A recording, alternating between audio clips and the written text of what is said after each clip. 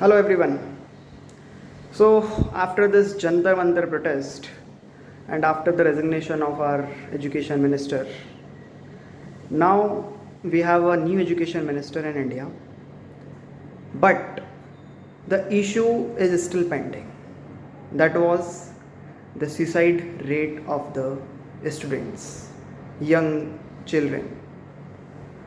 So, what are the legal provisions for the suicide?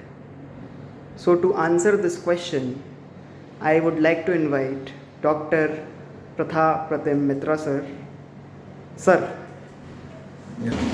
You see, issue is coming regarding suicide. If you see, India has the highest rate of youth who is conducting suicide or who is committing suicide. So, in that sense, India is the highest youth. This is the 15 one. We are just going through the internet. We have found that 15 to 24 years of range people are committing suicide.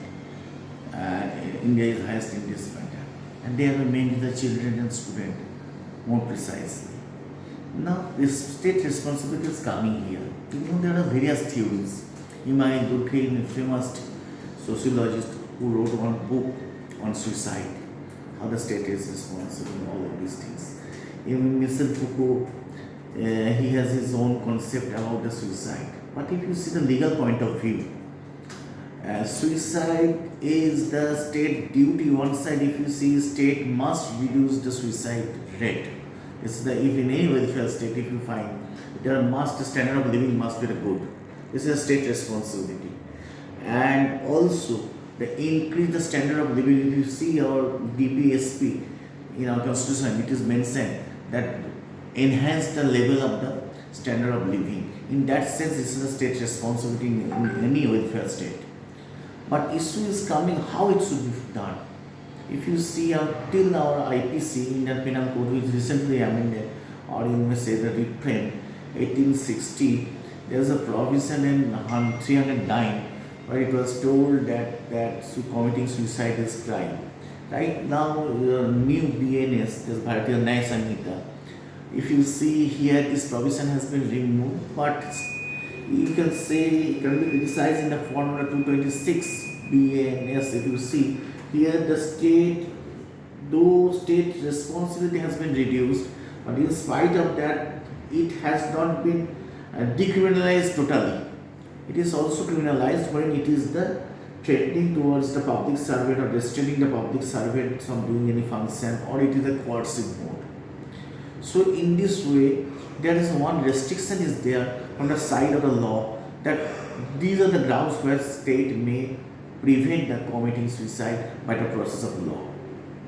If you see another context is coming here, constitutional matter, Article 21, where it has been from the time immemorial, if you see since the inception of the constitution, issue was there whether right to death is including coming under part of your right to life. So there are several series of judgments are there. If you see the Ganto case, P. Rathinam case, time to time it has been changed and it has been totally upside down. Court ultimately, latest the court has told the right to life does not include right to die also. No, it was there, but later it was latest standard is there. And apart from that, recently your this euthanasia has become another important issue. Whereas Aruna Sahanabag case, if you see, and later common cause case, which has also allowed, yes, when they are suffering from any disease or long time chronic disease, on that time, it's when passive euthanasia was allowed.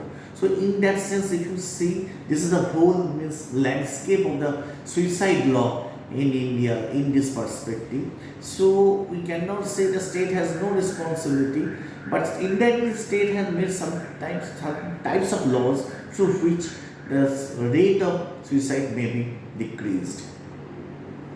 thank you so much, sir.